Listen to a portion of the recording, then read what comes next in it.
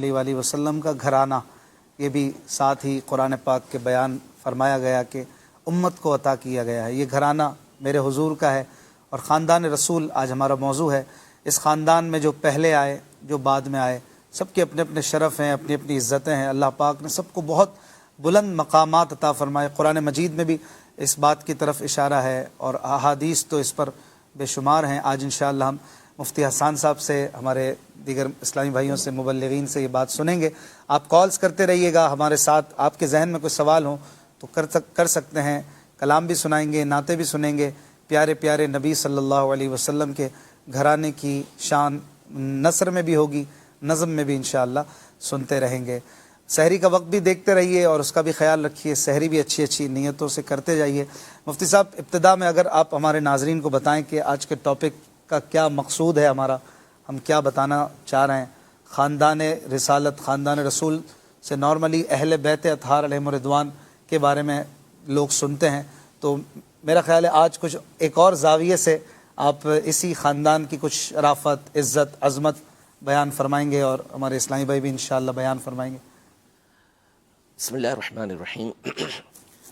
دیکھیں، جو اہل بیت اطہار کے فضائل ہیں، ان کی جو برکات ہیں، ان کا جو مقام و مرتبہ ہے، وہ تو بحمد اللہ تعالی اہل سنت کا ایک ترہ امتیاز ہے، اور ہمارے لیے ایک شرف کا ایک نشان ہے کہ ہم لوگ اہل سنت جو ہیں وہ اہل بیت اطہار کی محبت میں ایک غلوف سے نیچے والا حصہ رکھتے ہیں۔ غلوف نہیں کرتے، وہ غلوف کہ جو ممنوع ہے، باقی اس کے علاوہ ایک انتہا ہمارے یہاں ہوتی ہے۔ الحمدللہ۔ اسی طرح صحابہ کرام علیہ رضوان کی تعظیم کا معاملہ ہے۔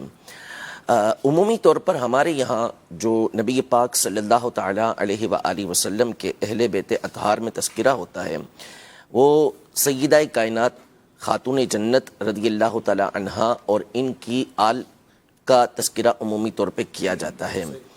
تو آج کے سلسلے میں بھی انشاءاللہ تبارک و تعالی اس کا ذکر ہوگا، ان کے ناموں کے ذریعے انشاءاللہ تبارک و تعالی ان کے تذکرے کے ذریعے ہم برکتیں حاصل کریں گے۔ لیکن ساتھ ساتھ نبی پاک صلی اللہ تعالی علیہ وآلہ وسلم چونکہ ہمارے لیے سب کچھ ہیں، اور آپ علیہ الصلوۃ والسلام ہی ہمارے آئیڈیل ہیں، اور ظاہر ہے کہ بندہ جب کسی سے محبت کرتا ہے تو پھر وہ اس کے بارے میں معلومات حاصل کرنے کی کوشش کرتا ہے۔ نبی پاک صلی اللہ تعالی علیہ وسلم کی سیرت وہ کامل سیرت ہے کہ جس کے کسی پہلو کو علماء نے تشنا نہیں چھوڑا، یعنی از اول تا آخر نبی پاک صلی اللہ تعالی علیہ وسلم کی زندگی کا ایک بہت بڑا حصہ ہمیں معلوم ہے۔ تو اس لیے آپ علیہ الصلوۃ والسلام کی جو سیرت طیبہ ہے، جیسے اخلاق کریمہ ہے، آپ کی شجاعت ہے، آپ کی رحم دلی ہے، آپ علیہ الصلوۃ والسلام کی سخاوت ہے، یہ سب اپنی جگہ پر۔ اس کے ساتھ ساتھ یہ ضروری ہے کہ مسلمان نبی پاک صلی اللہ تعالی علیہ وآلہ وسلم کے خاندان کے بارے میں جانے۔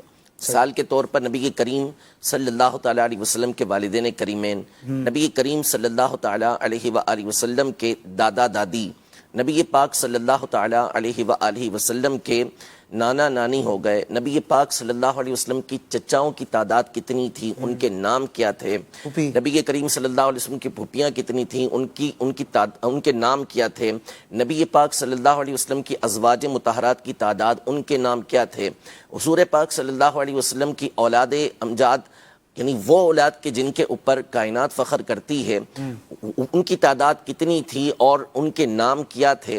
اس حوالے سے بھی ہمیں معلومات ہونی چاہیے۔ اگر کیا فائدہ ہوگا اس کا، اس میں مقاصد کیا ہے؟ سب سے بڑی تو اس کے اندر یہ بات ہے کہ بندہ جب یہ معلومات حاصل کرے گا تو کیوں کرے گا؟ کیوں کرے گا؟ کیا فائدہ ہو؟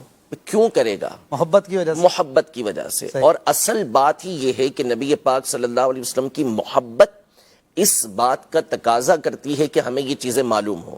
یعنی آج اگر کوئی کسی گلوکار سے، کسی فنکار سے اس کو ایک اس کو عشق کہہ لیں یا محبت کہہ لیں، جو بھی ہوتی ہے اس کو، تو وہ اس کی ایک ایک چیز کے بارے میں جاننے کی کوشش کرتا ہے کہ بھئی یہ کیا ہے، کب پیدا ہوا، کہاں رہتا ہے، کیا چیز اس کو پسند ہے، اس کے گھر کے اندر کون کون ہے، حالانکہ وہ اس کو کچھ بھی دینے والا نہیں ہے، اس کی محبت اس کو کوئی فائدہ دینے والی نہیں ہے، لیکن نبی پاک صلی اللہ تعالی علیہ وسلم جو ہمارے لیے ہمارے پیدا ہونے سے 1400 سال پہلے اللہ کی بارگاہ میں ہمارے لیے دعائیں کرتے رہے، جس پر ہم نے تفصیل کے ساتھ اپنا پچھلا سلسلہ کیا تھا، تو ان کی محبت کیا یہ تقاضا نہیں کرتی کہ ان کے بارے میں ہمیں معلومات ہونی چاہیے؟